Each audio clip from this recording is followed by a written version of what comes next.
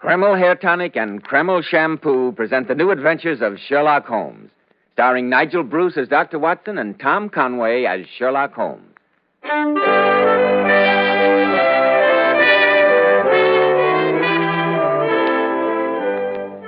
Once more, we're about to visit Dr. Watson, the friend and chronicler of Sherlock Holmes and his amazing adventures. We find him sitting in his well-worn armchair, an eager look on his face and a humorous twinkle in his eye.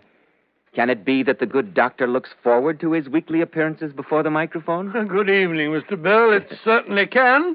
Tonight I have my narrative all picked out. Have you ever noticed that red-headed people always seem to lead very eventful lives?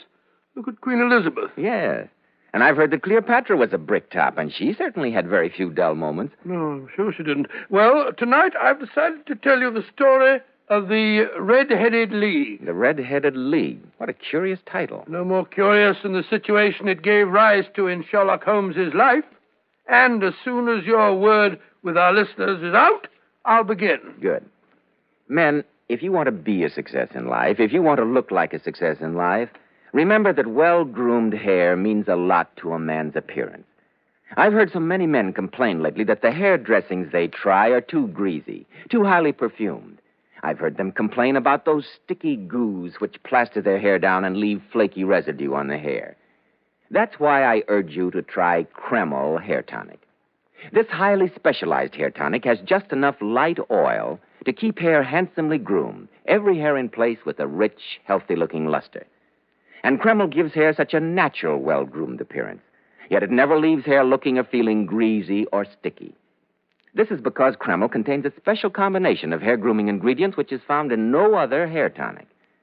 After you apply Kreml, just run your hand over your hair. Notice how delightfully clean your hair feels. So tempting for the ladies to touch. Notice how no greasy film comes off on your hand or hatband. Kreml always gives hair such a handsome, clean-cut look, as if your barber had just combed it, and it keeps it that way all day long. Be sure to try it, men. Kreml, Kreml Hair Tonic. Now, Dr. Watson, how about the Red-Headed League? Well, the adventure began one day during the autumn of the year 1890, I believe it was. It was just after my marriage, and I hadn't seen much of Sherlock Holmes lately. Anyway, I burst in upon my old friend to find him deep in conversation with a stout, florid-faced gentleman with the fiercest red hair it has ever been my privilege to observe. I was about to withdraw when Holmes pulled me abruptly into the room and closed the door behind me. Come in, my dear Watson, come in. You couldn't possibly have come at a better time. But, Holmes, I was afraid you might be busy. So I am, my dear fellow. Allow me. Mr. Wilson, this is my friend and colleague, Dr. Watson. How do you do, sir? How do you do? Sit down, Watson, sit down. Thank you. I know that you share my love of the bizarre, although you've never agreed that for the strangest effects and most extraordinary combinations we must go to life itself. Well, you know, Mr. Japers Wilson here has just started a narrative which promises to be one of the most singular to which I've listened for some time. Oh, really? And now, my dear Mr. Wilson, perhaps you would have the great kindness to recommence your story. Oh, certainly, Mr. Holmes. And as soon as I can find that newspaper clipping... Where did I put it? I'd have sworn it was here in my waistcoat pocket. Watson, while we're waiting for Mr. Wilson to find his missing newspaper advertisement, suppose you tell me what you deduce from his appearance. Oh, well, now, let's see. Well, I would say that he was middle-aged, if you don't mind my saying so, Mr. Wilcox, I'm Wilson, and he has red hair. Obvious, Watson. Too obvious. I'll come to your assistance. Oh, kind of? He has at some time done manual labor. He's a Freemason, has been in China, and has done a considerable amount of writing lately. Oh, Mr. Holmes, you fair give me the creeps. Are you one of these mind readers? No, indeed. Then how in the name of good fortune did you know all this about me? About the manual labor, for example. It's as true as gospel. I begin as a ship's carpenter. Your hands, my dear sir. Your right hand is quite a size larger than your left. The muscles are more developed. As for the Freemasonry, You use an arc and compass breastpin, rather against the strict rules of your order. I see that. But the writing, how about that? What else can be indicated by that right cuff? So very shiny. And the left sleeve with the smooth patch near the elbow where you rest it on the desk. Well, how about China? The fish that you have tattooed immediately above your right wrist could only have been done in China. That trick of staining the fish's scales a delicate pink is quite peculiar to China. And when, in addition, I see a Chinese coin hanging from your watch chain, the matter becomes even more simple. Well, I never. At first I thought you'd done something clever. But now I see it was nothing to it after all. I begin to think, Watson, that I make a mistake in explaining. Omne ignotum pro magnifico, you know. Yes, just what I was thinking. Yes, I'm afraid what reputation I may have will suffer shipwreck if I'm so candid. Have you found the advertisement, Mr. Wilson? Oh, yes, I got it now. It was in my watch pocket. This is what began it all, sir. Just read it for yourself. Watson, suppose you do that for us. With pleasure. First, make a note of the paper and the date. It's the Morning Chronicle of July the 27th, 1890, just 2 months ago. Very well. Proceed with the advertisement. It begins, to the Red-Headed League. Owing to the bequest of the late Ezekiah Hopkins, there is now another vacancy open which entitles a member of the League to a salary of £4 a week for purely nominal services. All red-headed men above the age of 21 are eligible. Sounds very odd. Apply in person on Monday at 11 o'clock to Duncan Ross at the offices of the League, 7 Pope Court, Fleet Street. Dear me, Holmes, what on earth does this all mean? I think I promised you that this case was bizarre. Now, Mr. Wilson, if you will continue with your story. Well, it's just about as I was telling you, Mr. Holmes. I have a small pawnbroker shop in Coburg Square. Of late years, business has been bad. I used to be able to keep 2 assistants, but now I only have 1. And I don't have a job to pay him, except he's willing to come for half wages, so as to learn the business. Obliging youth. What's his name? Vincent Spaulding. And I couldn't want a smarter assistant, Mr. Holmes.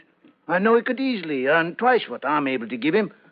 Well, as I say, if he's satisfied, who am I to be putting ideas into his head? Your assistant seems to be as remarkable as your advertisement. Oh, he has only one fault, Mr. Holmes. Photography. Photographer? Yes, snapping away with his camera and then diving down into the cellar like a rabbit into its hole to develop his pictures. An amateur photographer, huh? He is still with you, I suppose? Oh, yes, sir. And an observant young fellow he is. He was the one that has brought this advertisement to my notice. It was just this day, 8 weeks, when he rapped on my office door with this very paper in his hand.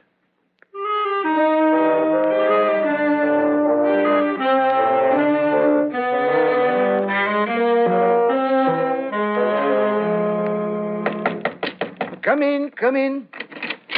Oh, Mr. Wilson, sir. Oh, it's you, Vincent. What's the matter? Well, I wish to heaven, Mr. Wilson, that I was a red-headed man. Why? Well, look here, sir. What it says in this paper. There's another vacancy in the League of the Red-Headed Men. It's worth a pretty penny to him that gets it. A red-headed league? Never heard of it. Never heard of the League of the Red-Headed Men? No. Oh, Mr. Wilson, and you eligible for one of the vacancies. Huh? What are they worth? Oh, merely a couple of hundred a year, but the work's slight, and it needn't interfere much with one's regular occupation. Couple of £100 a year, huh? Let me see that paper, young man. Yes, here you are, sir. As far as I can make out, the League was started by a millionaire named Ezekiah Hopkins, a red-headed man himself. He left his fortune in hands of trustees with instructions to provide easy berths to men who had red hair. From what I hear, the work isn't difficult. Oh, there must be millions of red-headed men. Oh, not as many as you might think, sir. You see, it's confined to Londoners. Oh. And then again, it's no use if your hair is light red or dark red or anything but real blazing fire red. They've got to pick the reddest hair they can find. Well, if there's a redder head of hair than mine in the length and breadth of London, I'd like to see it. Well, I have seen a few that I considered Oh, redder. nonsense. Well, where's Matt? What are you going to do, Mr. I'm Wilson? going around to apply for that vacancy. If it's raining gold, no one can say that Jabez Wilson is the man to go out with a sieve. And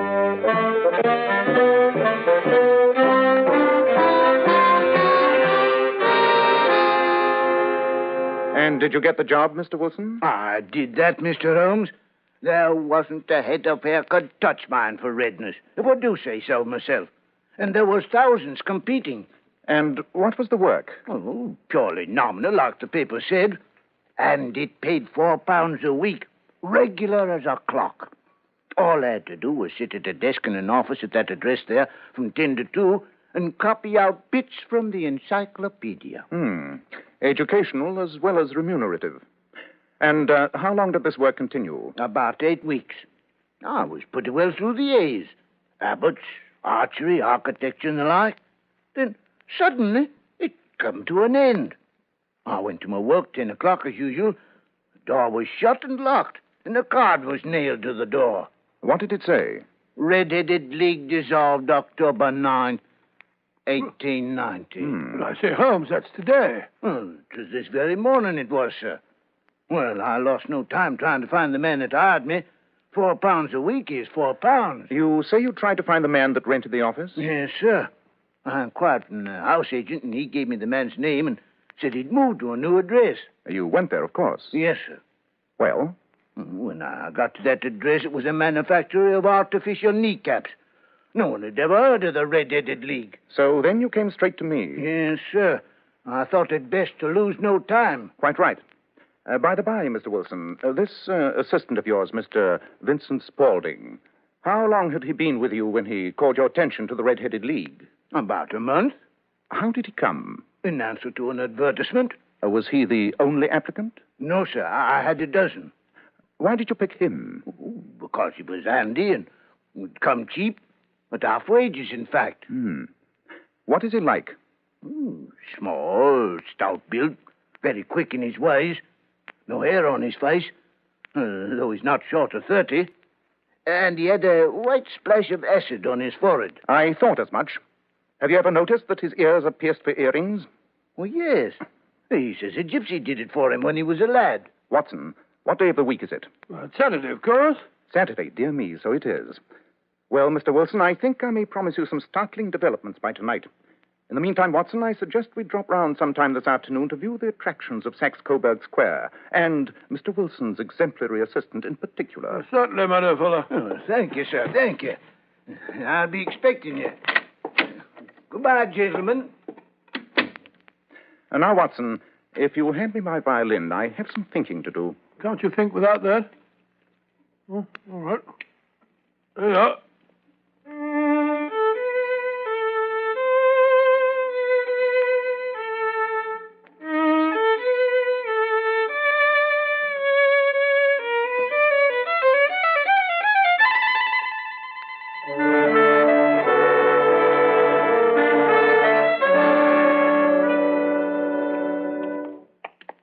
Well, here we are, Holmes. This seems to be Saxe-Coburg Square. Shabby, genteel little backwater of a place.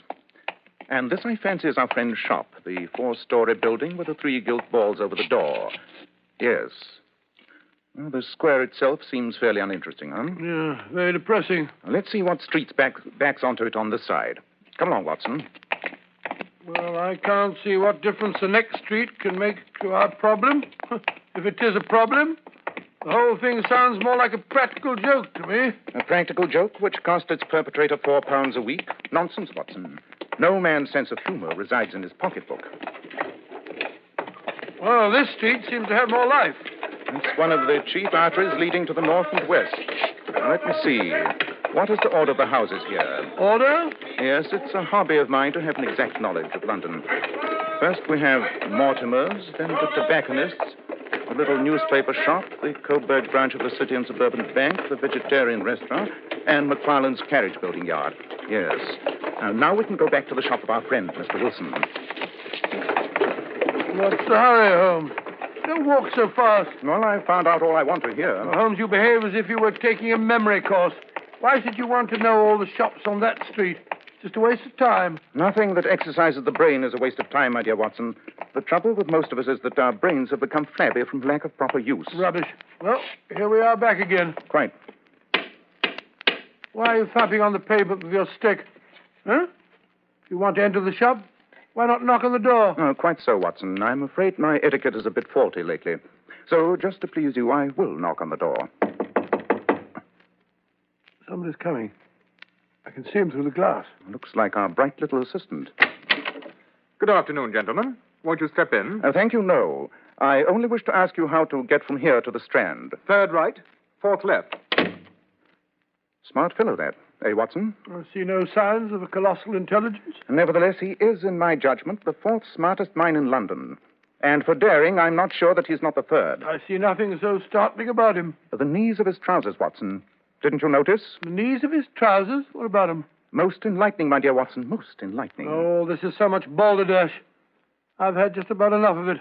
I'm going to get myself some tea and a muffin. There's an appetizing little baker shop across the road there. Very good, Watson. Suppose you meet me back here at 10 tonight. Sharp, mind you. And kindly put your army revolver in your pocket. What? This business is serious. More serious even than I expected.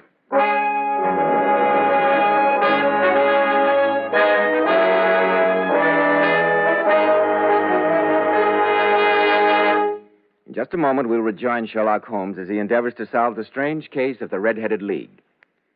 Leading hair specialists in this country constantly advise us to take better care of the hair we've got. And men, don't forget that if you want your hair handsome and healthy looking, one of the first requirements is a hygienic scalp. And why settle for just any hairdressing when you can enjoy the extra advantages of Kreml hair tonic? Kreml is a highly specialized hair tonic which gives you your money's worth. It contains a unique combination of hair grooming ingredients which is found in no other hair preparation. It keeps hair attractively groomed at all times, looking so neat and orderly. But Kreml does lots more than keep hair looking handsome. A Kreml massage stimulates circulation right in the surface of your scalp and leaves your scalp feeling so alive and invigorated. At the same time, Kreml removes dandruff flakes, and it's excellent to lubricate a dry scalp. And if your hair is so dry that it breaks off and falls when you comb it, Kreml actually helps condition the hair, in that it makes it feel softer and more pliable. So men, take better care of the hair you've got. Buy a bottle of Kreml at any drug counter. Ask for an application at your barber shop. Use Kreml daily for better groomed hair for a more hygienic scalp. Kreml, Kreml Hair Tonic. Now, Dr. Watson, you were going to meet Sherlock Holmes that night in Saxe-Coburg Square. Yes, Mr. Bell. Our rendezvous took place right on the dot. I remember the hour was striking.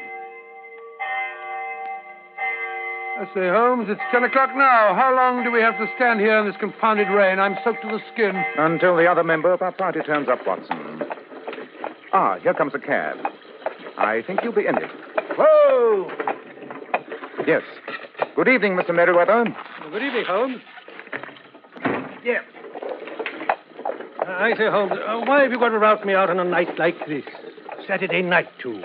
I shall miss my rubber of whist. It's the first Saturday night for 27 years that I've not had my whist. My dear Merriweather, I think you'll find that tonight you're playing for higher stakes than even you are accustomed to. And I can promise the play will be more exciting. Oh, indeed. By the way, this is my friend, Dr. Watson. How do you do? How do you do? But come, we must hurry. This way, gentlemen. Where are we going? Wilson's shop is here on the square. Oh, stop burbling, Watson. Oh, wasn't burbling, Watson. Follow me and don't waste time. In your message to me, Holmes, you said something about John Clay, the murderer, thief, smasher, and forger. John Clay? Who's he? My dear Watson, John Clay is one of our most colorful and dangerous criminals. A young man, but at the head of his profession. I'd rather have the braces on him than on any criminal in London. I've heard that his grandfather was a royal duke, and he himself has been to Eton and Oxford. He'll crack a crib in Scotland one week and be raising money to build an orphanage in Cornwall the next. We've been after him for years, Holmes, and haven't set eyes on him yet. Well, I trust I may have the pleasure of introducing you tonight. Here we are, down this narrow passageway. You'd better let me go first. Look here, Holmes. I don't like the look of all this. This passage goes underground. Gives me the creeps. I say, let's run into something. The wall, I fancy. I forgot to warn you. There's a turn here to the right. Yes, I found that out. Thanks very much. Ah, here's the door. Just a moment till I light my dark lantern. There. Now, Mr. Merriweather, if you will unlock the door for us. Just a moment till I find my key. Here we are. Better let me go first, sir. in case we're too late. Ah, yes, the coast seems clear enough. Come along, both of you. Holmes, as I said, I don't like the look of this place. Your lantern throws such weird shadows. Smells like a vault. It is a vault, my dear Watson. The basement of the City and Suburban Bank, to be exact, of which our friend Mr. Merriweather here is managing director. Well, what are all those wooden crates doing here? They explain why the most daring criminal in London is taking such an interest in this particular place. Yes, Dr. Watson. These crates contain our French gold. French gold? Quite. Well, you see, we had occasion some months ago to borrow 30,000 Napoleons from France. From France? Good gracious me. Most of which has never been unpacked. Rather an inducement for any thief. Oh, really, Holmes, I think you're rather unduly excited. The building is guarded by 10 burly watchmen. Yes, I dare say you're not particularly vulnerable from above. Nor from below, Holmes. Nothing but solid earth below these flagstones. Listen to this. Don't do that. You want to ruin all our plans? But look here, I say it did sound hollow, you know. Not so loud, please. Now then, I think we'd better take up our positions. You, Merriweather, behind those large boxes in the corner. Watson and I will hide behind this crate. I hope you appreciate the honor, my dear fellow. This crate contains no less than 2,000 Napoleons, neatly packed in tinfoil. Good heavens. Ready? We must put the screen over my dark lantern. And sit here in the dark? Certainly. Oh, dear, and I'd brought along a pack of cards. I thought we might have time for a three-handed rubber. Not tonight, Mr. Merriweather. We are dealing with a dangerous man, and unless we can take him at a disadvantage, he may do us considerable harm. One thing more. When I flash my light, close in swiftly. And if he reaches for a weapon, shoot. And shoot to kill. Dear me, I wish I'd stayed at home. Quite. I'm going to cover the light.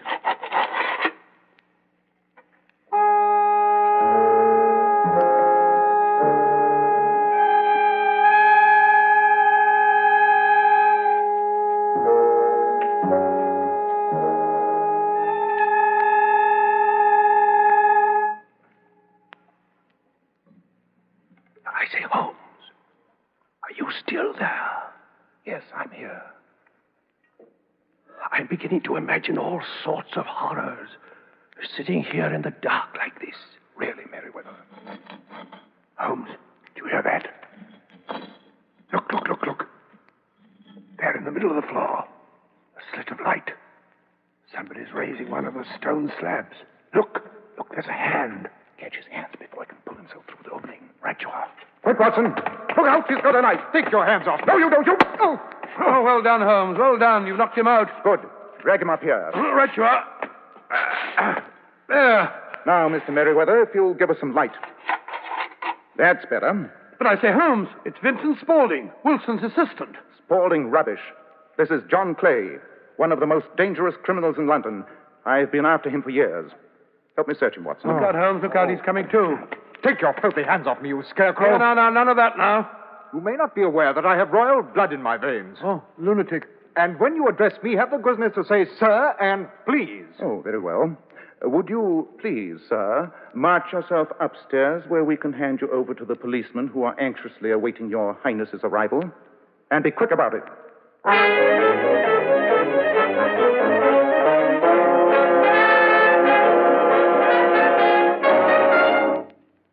Better have another spot of whiskey, Watson. Oh, thank you. Jervis, feels good to get into dry clothes again after spending hours in that cold cellar. I say, not so much soda, Holmes. Do you want to drown it? Oh, God bless you, my dear fellow. Oh, thanks. I say, Holmes, when did you first begin to suspect that fellow Spaulding, I mean Clay? When Mr. Wilson told me he was anxious to work for half price. Always suspect anyone or anything that comes too cheap. There's sure to be a motive behind But it. how did you guess what the motive was in this case, I mean? I suspected his fondness for photography and his trick of vanishing into the cellar. The cellar. There was the end of this tangled clue. And why was someone so anxious to have our friend Mr. Wilson kept out of his shop for several hours every day? Activities in the cellar again. By the way, that Red-Headed League hoax is one of the cleverest dodges I've come across for some time. Too clever, in fact. When I heard of it, I knew there was only one man who could have originated it, John Clay. We've had our skirmishes, but this is the first time we've come face to face. Oh, so you went round to have a look at the shop? At his trousers, Watson. Trousers? At the knees of his trousers, to be exact. You saw how worn and wrinkled they were? They spoke of hours of burrowing in the cellar. But what for? By tapping on the pavement, I found that the tunnel did not stretch out to the front. Where, then? We strolled round the corner, you remember, and there stood the City and Suburban Bank, abutting on our friend's pawn shop. Yes, of course. The inference was clear. Yes, I see that, but how did you guess that he'd make his attempt tonight? Perfectly simple, Watson. Perfectly simple. The offices of the Red-Headed League closed this morning. Mr. Wilson's absence was no longer necessary. The tunnel was completed, but it was essential that Mr. Clay should use it soon or it might be discovered. Tonight being Saturday would be ideal, as it would give him 2 days for escape. QED. Holmes, your reasoning is perfect. A long chain, and yet every link rings true. Well, it saves me from ennui. These little problems help me to escape the commonplaces of existence. Yes, after all, l'homme sait rien, l'œuvre sait tout, as Flaubert once wrote to George Sand.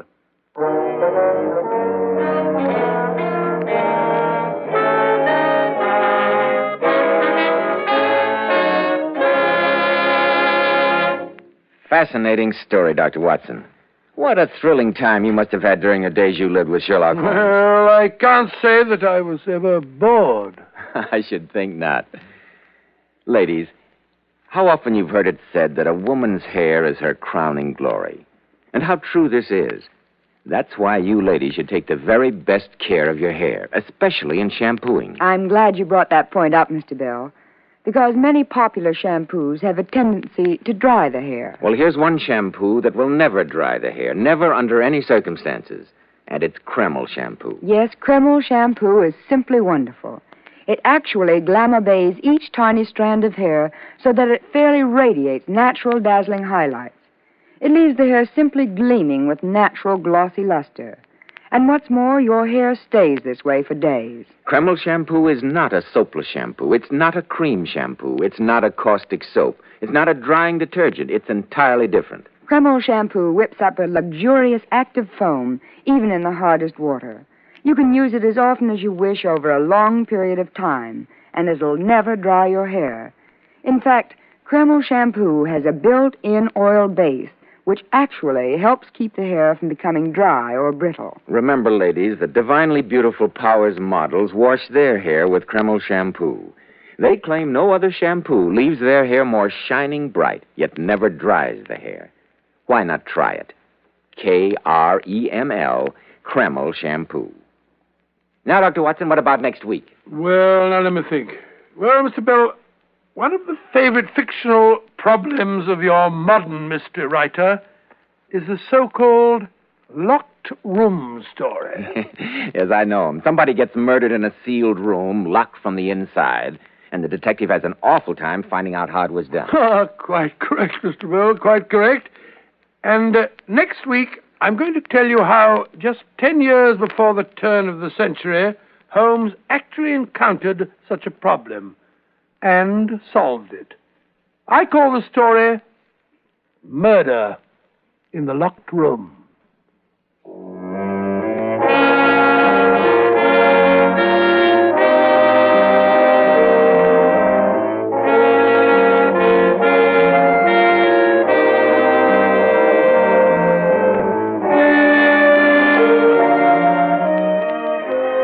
Tonight's Sherlock Holmes adventure was adapted from Sir Arthur Conan Doyle's story, The Red-Headed League. Nigel Bruce appeared by permission of Universal International Pictures. Tom Conway through the courtesy of Eagle Lion Pictures. The Sherlock Holmes series is produced by Tom McKnight, with original music composed and conducted by Alex Steinert. This is Joseph Bell, speaking for Kreml Hair Tonic and Kreml Shampoo, inviting you to be with us next week at this same time when Dr. Watson will tell us about Murder in the Locked Room.